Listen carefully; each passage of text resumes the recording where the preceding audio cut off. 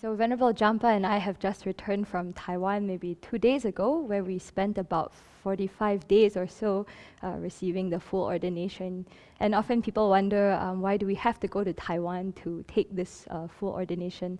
And this is not going to be the focus of the talk, but in a nutshell, it is because the Bhikshuni ordination lineage was not transmitted to Tibet. And currently it is only extant in the Chinese tradition. So all the nuns at the Abbey go to Taiwan. And it was a 45-day program. There were about 200 people, inclusive of bhikshus. And that's considered a small ordination. The big ones are about 500.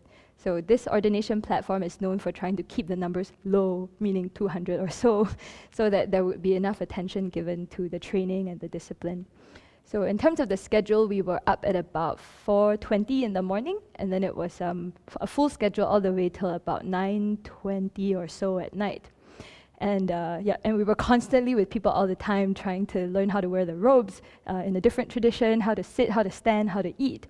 And honestly, when you think about all that, the actual ceremony of receiving the ordination itself takes about 5 minutes or 10.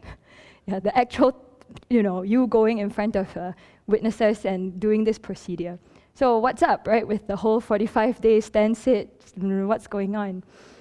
So I thought a lot about that. And for me, it comes down to the central teaching that they were giving us in the precept teachings. We received maybe about 4 hours of teachings a day, sometimes academic, sometimes in terms of how to carry out certain rituals and how to carry yourself. And but most of it was focused on teaching us the precepts that we were about to receive or had received. So they divided it into 4 aspects of the precepts. The first is what you call the Dharma Vinaya, the actual text of the precepts. So a lot of the teachings were just understanding what it's about. Why did the Buddha establish this precept? What was the origin story? And at the ordination platform where we went to, they requested teachings from what you would call maybe Vinaya teachers who are very much concerned with, in a very literal way, how the precept can be kept. Yeah, and they told us, we must teach you this way, right? How to keep it in the strictest sense possible. So it was down to showing us tables of, very detailed tables about when something is an offense, when it is not. And I will say that generated some anxiety in my mind. It took some time for them to explain to us, like, look, we have to teach it to you this way, but honestly, it has to come down to your intention and how you are going to put it into practice in your daily life. Yeah. So that brings me to the second aspect of the precepts, which is what they call the essence of the precepts, and that really comes from our motivation. So when we were receiving teachings on that aspect, I thought a lot about something a lay friend had said last year. He asked me, do you ever feel suffocated by your monastic precepts? Like, you have all these like do's and don'ts, and do you just some days just want to break them and rebel? And I said, no, because we take these precepts by choice. Yeah, it's not imposed upon you by someone. You can give them back anytime you want. So a huge part, maybe about 40% of the teachings were about that, generating that very sincere aspiration very clearly from our side as a logical thinking adult, why we want to live in accordance with these guidelines that have been handed down since the Buddha's time. So that portion I really appreciated, because it fundamentally comes down to our 3 motivations that we wake up with every morning. Wanting to put an end to all negativity, wanting to put into effect all things that will benefit beings, and to liberate all sentient beings. And that was really the heart of receiving the precepts. I guess I never really thought of it that way, but we were told again and again, generate that motivation, and we were taught how to visualize in a way that we were receiving that as the essence of the precepts.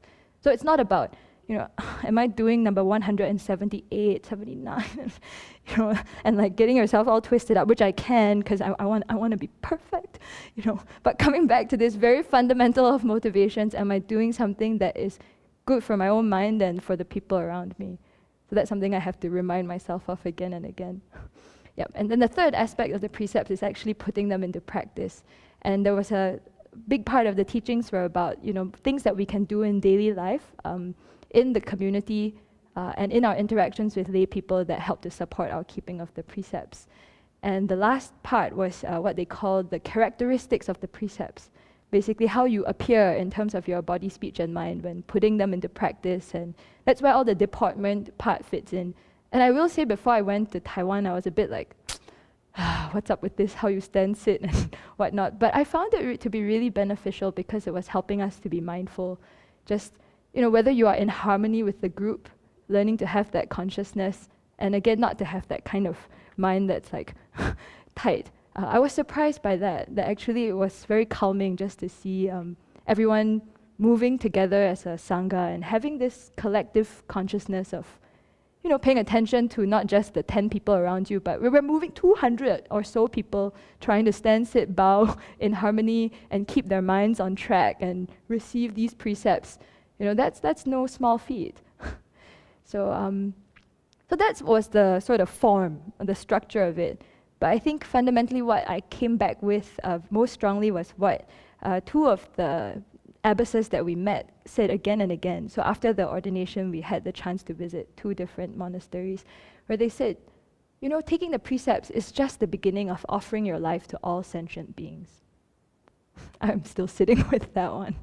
And again they said, you are offering your life. That's all. It's not like someone is imposing something on you. When your mind gets there, then you know that it's in the wrong space. This is an offering for all sentient beings when you take precepts. And I would say that applies to everything down from the 5 precepts that we start with all the way to the full ordination. So, yeah, I hope to be able to understand what that means as with time.